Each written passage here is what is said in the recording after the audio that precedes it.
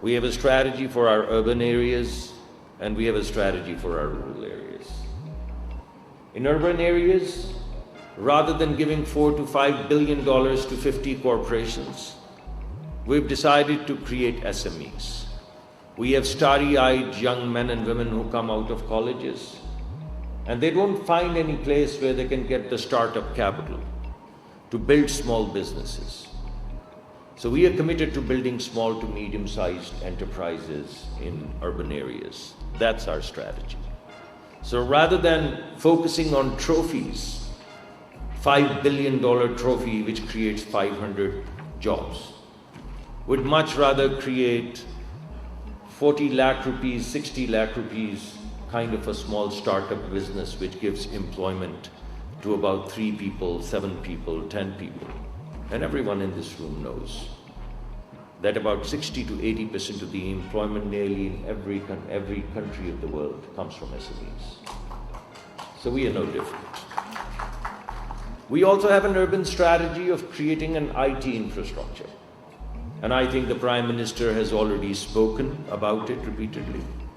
We are sending out hundreds of thousands of students, not 5,000, 10,000, hundreds of thousands of students to get trained in machine learning and AI. We believe that these young men and women who right now aspire to go abroad can stay in the country and plug themselves in the global value chains. Stay here, send their kids to local schools, be in their own community, take care of their parents, while plugging into global value chains and earning dollars. And for that we need training. So when the question is simple, the answer is simple. We'll train. And we have a number of contracts right now already ongoing within China, where every year we're going to send tens of thousands of students to go and get trained in machine learning and AI. And we very firmly believe that as the future move towards this fantastic fantasia, our kids would plug into it. These dreamy-eyed young men and women who come out of colleges, they'd be the rock stars. And all of these pictures that you see on the wall right now, they'd be replaced. Not one of them would be left. And they'd be all young men and women coming out of colleges right now, whose pictures you'd see on these walls in the next 10 years. Our strategy for the rural area is even simpler. 50%, more than 50%, 55% of our population, of our people, employment of our people is in the rural areas. And our productivity is very low. Our productivity is half of what the productivity, agricultural productivity is in other parts of the world.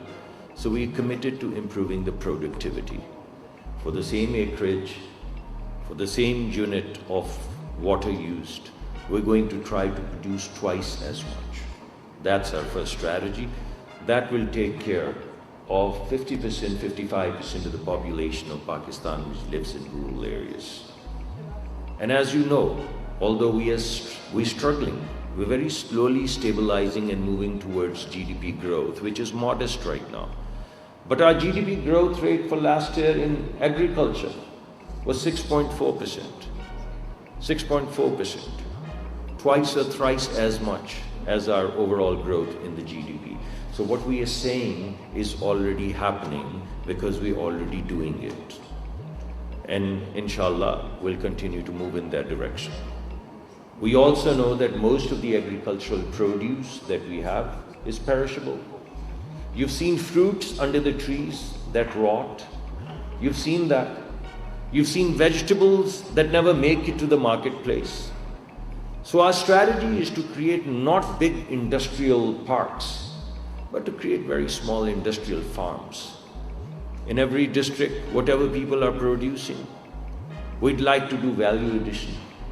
We'd like to make jams and spreads and pulps and cold value chains and cold supply chains, so that about a third of our perishable goods, fruits and vegetables that get wasted, down, actually stepped over by our own feet, will create value out of them. And this value would be of export quality.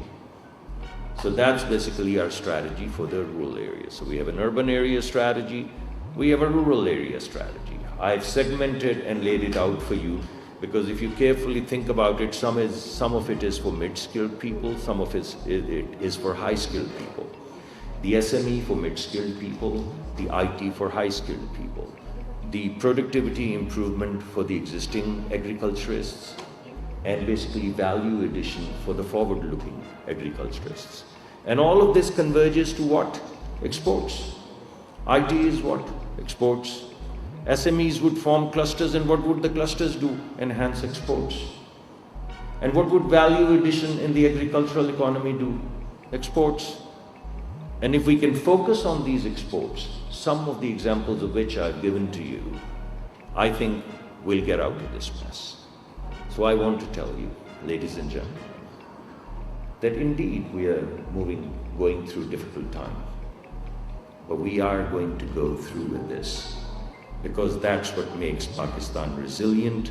That's what makes Pakistanis resilient and great people. We've gone through a lot of hardship. There's a bit of hardship right now, but we'll go through this. This smoke screen would go away and we'd begin to see the future that we've just laid out in a matter of hopefully a year or two. Now, do I further bore you with the energy or is this good enough?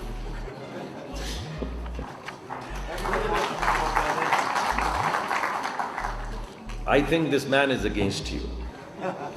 I know that you would have been very happy and you would have clapped louder if I had walked. But this man has challenged me and said he wants to know about energy. So I'd bore you a little bit more. Look, we are a large country. We're about 240 million people. And we are growing at about 1.8%. We're also poised to grow between 3 and 4% GDP sustainably. That's the target. That's the sustainable growth target that we have. If we just look at our population growth, because every person born is going to require energy, our energy needs are going to grow from 85 million tons of oil equivalent to 117, 120 million tons of oil equivalent. That's a significant increase from 85 to 120. And if we are able to, as we are committed to, grow as much as we are saying modest 3 to 4%, then these energy needs are going to move from 85 million tons of oil equivalent to roughly 170 million tons of oil equivalent, which means our requirements, our needs are going to double. That's a challenge because we need to have energy access. That's the first challenge. But that's not the only challenge that we have. We also have a challenge of affordability. Even if we are able to have energy, how good is that energy if the people of Pakistan cannot afford it? And right now, if you look at the affordability matrix, it's creating a lot of hardship. And it's because of this hardship that we are coming up with all of these plans, the federal government plan to give 50 billion for the first 200 units of electricity, and the provincial government to give another 14 rupees, support per unit, up to 500 units. So that clearly tells us that not only do we need energy, but we also need affordable energy. So that's basically the second important challenge. And the third challenge is that while our carbon footprint is minuscule, if you look at the heat map, you won't even find Pakistan anywhere in terms of its carbon footprint.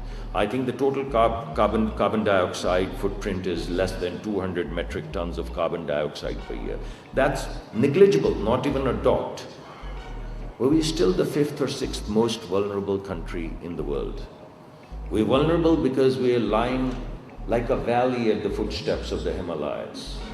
And if the climate changes, we get washed away. And you're seeing a lot of flooding, you're seeing a lot of climate change, and you're seeing a lot of detrimental impact of this climate change. So our third objective is to make sure that whatever we do it in a sustainable manner. So we have three objectives: access, affordability, and sustainability, in exactly the same descending order. Why do I say descending order? Because countries that don't have issues of affordability and countries that don't have issues of access only have issues of sustainability. So the language that they speak is very different from the language that we speak. For them, the romantic idea is sustainable energy. For us, we have to take care of our people, supply energy, make it affordable, and make it sustainable in the same descending order. So those are our objectives for our energy strategy. We've built this energy strategy based upon 5 pillars. Number 1, indigenization. Number 2, optimization. Number 3, electrification. Number 4, liberalization. And number 5, innovation. So 5 pillars. 5 pillars which are going to give us access, affordability, and sustainability. What do these pillars mean? In terms of indigenization, which is the first pillar, first thing that we are doing is enhancing domestic production. And as you know, we have concessions that we've put out for domestic, for our on-land assets that we put out for bidding. And we are in the process right now of putting out offshore assets. We would like to produce energy in-house as much as possible. We are also have 2 policies right now, one for greenfield refineries and the other for brownfield refineries. We're improving our existing refineries in making them compliant with global standards, Euro 5 standards. We are also in the process of negotiating with global investors for a large 350 million barrel oil refinery. Why are we doing this? Because we want to indigenize. We want to produce crude as much as possible. We want to produce gas as much as possible. And we also want to refine it in-house so that we don't have to pay the premium for the refined petroleum products. And this way we'll indigenize our energy. But how are we going to indigenize our energy in the long run? When you walk out on the street, what do you find? Heat.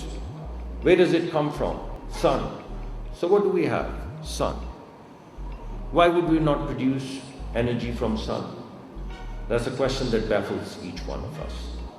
So we have sun with such high radiation that the biggest chunk of indigenization over the next 10 years is going to come from solar energy. And many countries don't have this facility. But in our case, in the case of Pakistan, sun and wind are counter-cyclical. Our sun shines during the day and we have a gusty wind through the corridors, particularly in Sindh, during the night. So if we come up with a hybrid solution of wind and sun, all of a sudden our plant factor or our availability goes up exponentially. So our third anchor for indigenization is basically to pull all guns blazing, move all guns blazing towards solar and renewable energy. So these 3 big ticket items, indigenization through domestic production, through domestic refinery, and solar, a hybrid, a combination of solar and wind energy, should give you confidence that we're going to indigenize a whole lot of our energy requirements. The second pillar that we have is optimization. What does optimization mean? Basically, we have a lot of energy loss.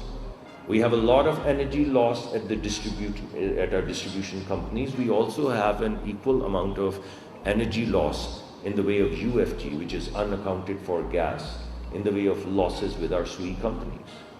So we right now have a strategy through which we are going to contain these losses and optimize the system. We're in the process of privatizing our distribution companies, DISCOs, you guys know about it. And while And simultaneously, we are preparing and corporatizing our distribution companies, gas distribution companies. The equivalent of a transformer in gas sector is TBS, town-based metering system. So right now, we are putting meters at every TBS, which means we are putting a meter at anywhere from 1,000 to 3,000 households. There's the equivalent of a transformer from where all of the gas goes. We have basically put meters there. We're breaking down the profit and loss statement at the TBS level. And an officer is going to be appointed who's going to give us the profit and loss statement for 3,000 households. He is or she is going to be responsible for fixing the lines, for fixing the theft, for enhancing the collections, and if they're not able to do that, they'll be removed. Consequently, we are very hopeful. We're already on a declining trend in terms of our losses, but we are very hopeful that moving forward in less than a year would show remarkable improvement in these losses. So if we improve on the losses of our distribution companies, we improve on the losses of our gas companies, we're going to optimize.